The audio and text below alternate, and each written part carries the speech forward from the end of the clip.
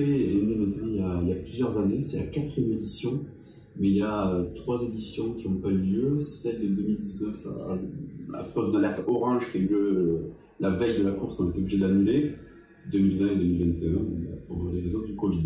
Donc c'est pour ça que c'est la 4e édition, et donc elle est venue, l'idée est venue à l'origine du parrain de la course de cette année, Monsieur Éric Barré, qui est le fondateur d'Altitude Tropicale, qui est une association qui, après, a débouché sur Team Trail Café, et qui est le patron de l'Air Intense. C'est lui qui a eu le premier l'idée de relier la mairie de Saint-Claude à Vieux Habitants et au musée du Café Cholet. Et en passant par les points emblématiques de la production de café, la Grivelière, Vanivelle, et pour finir au musée du café. Si vous voulez, l'idée, c'est quand même, il y a un fil rouge sur la Côte-sous-le-Vent et même sur la Guadeloupe, c'est le monde du café. Donc, les traders sont des gens, très respectueux de la nature, qui font très attention à tout, qui connaissent peut-être mieux la forêt que beaucoup de personnes, et remettre en ces traces, parce qu'on ne court pas dans la forêt pour courir la forêt, remettre ces traces-là en circulation, en route, en circulation, parce qu'ils les entretiennent. Remettre ça pour pouvoir faire une course à pied, moi je dis respect, et puis comme c'était dans le monde du café, le Café Cholet était partenaire. Qu'est-ce qui m'a motivé? Justement, c'est cette défense du patrimoine de la Guadeloupe. On n'est pas, moi j'ai un musée du café, mais bien entendu, ils partent de Saint-Claude, ils partent dans toutes les propriétés agricoles, anciennes propriétés cafélières que vous avez entre Saint-Claude, Baïf, Vieux Habitants pour finir chez nous à Grande-Rivière.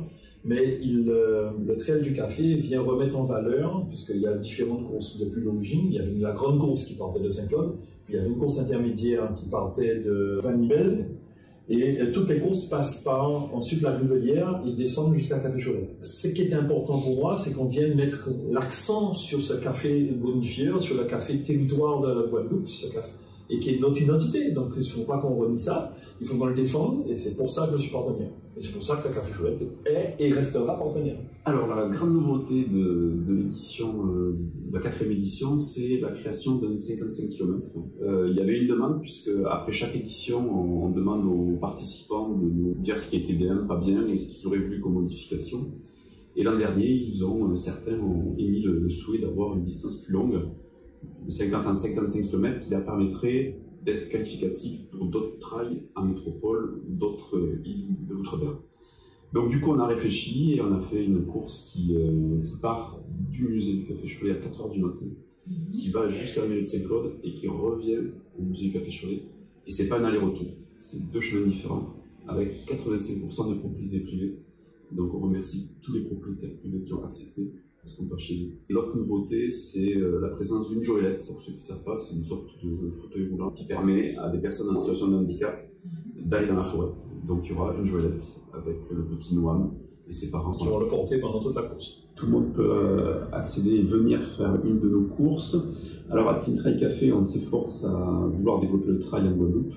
Donc effectivement, il y a un format de 55 km, de 30 km réservé à une certaine élite, une distance de 15 km plus intermédiaire et un 9 km qu'on appelle trail initiation, où là, tout le monde peut venir. Ceux qui n'ont jamais fait trail, qui marchent un petit peu, qui font leur jogging ou leur marche, peuvent venir. On a 2 points d'eau sur les 9 km, on a des professionnels d'accompagnateurs montagne pour sécuriser les rivières. Tout le monde peut venir sur 9 km. On a aussi une course enfant qui a lieu sur le site de Cholet, qui est gratuite, et une marche santé encadrée par un professionnel accompagnateur montagne qui va expliquer le littoral de Vieux Habitants près du musée du Café Cholet. Et toutes les inscriptions sont sur Sportaling Caraïbes, même pour les enfants, et la marche sont sur Sportaling Caraïbes.